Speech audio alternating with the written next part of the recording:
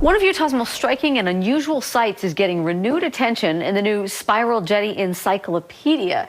It's about the world-famous sculpture at the north end of the Great Salt Lake. Yeah, Science and Nature Specialist John Hollenhorst has visited the giant artwork many times. In tonight's Insight Report, he gives us a very special bird's-eye view.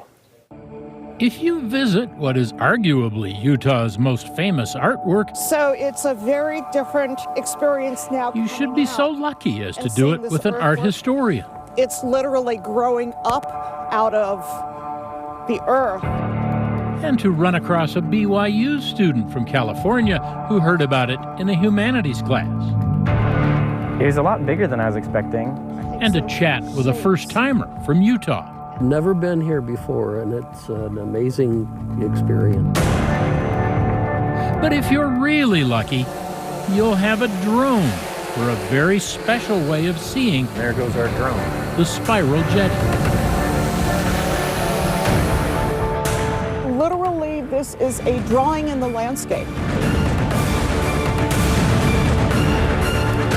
It's as if the land itself is the big, huge canvas, the big, huge piece of paper, and this shape has been created on that.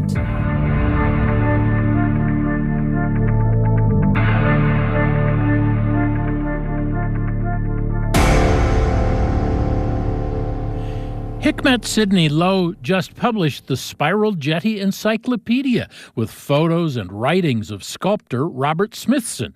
He had a revolutionary idea. Instead of giving art curators something to put in a museum, he created art outside, making it part of the landscape. But why is that significant? What's the point? It was a radically new way of thinking about art. In 1970, he chose a location that was remote, mysterious, and already somewhat strange. Here we are literally outside, in nature, in this environment that's not curated. I feel like this is still art for sure. It's just it's a different medium. It's different. It has a different feel to it. I think it's really cool to see it just integrated into the surroundings instead of just being put on a wall. So I think it's really cool. When I came here 25 years ago for my first story on the Spiral Jetty, there was water everywhere. It had just come out of the water after being submerged for 2 decades. But now the lake has shrunken so much, it's hundreds of yards from the sculpture.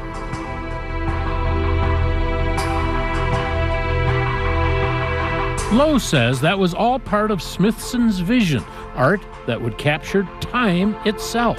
He was looking for a very dynamic environment, a dynamic body of water that was going to change, raise, lower. The spiral draws art lovers deep into its center. And so time ends up becoming this element that is embedded within this earthwork. Thousands from all over the world have taken this stroll across an artwork inspired by pictures in many books about modern art. It is the second or third most illustrated work of art ever on the planet in art books. It's like a contemplative experience to walk it with care. It looks to me like we have now reached the center of the spiral. We have reached the center. And we have people sitting here enjoying it. What do you think? It really is a very beautiful and interesting place. What is it right now, today? How are we here? What do we experience? It's that, the moment. In the fullness of time, perhaps, the Great Salt Lake will return.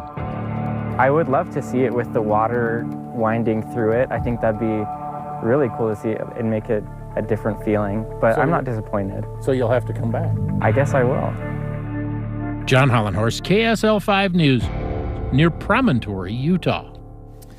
John, thank you. Sculptor Robert Smithson died in a plane crash in 1973 while surveying another art project in Texas. Spiral Jetty is located in northwest Utah on an unpaved road about a dozen miles from Golden Spike National Historic Site. That Spiral Jetty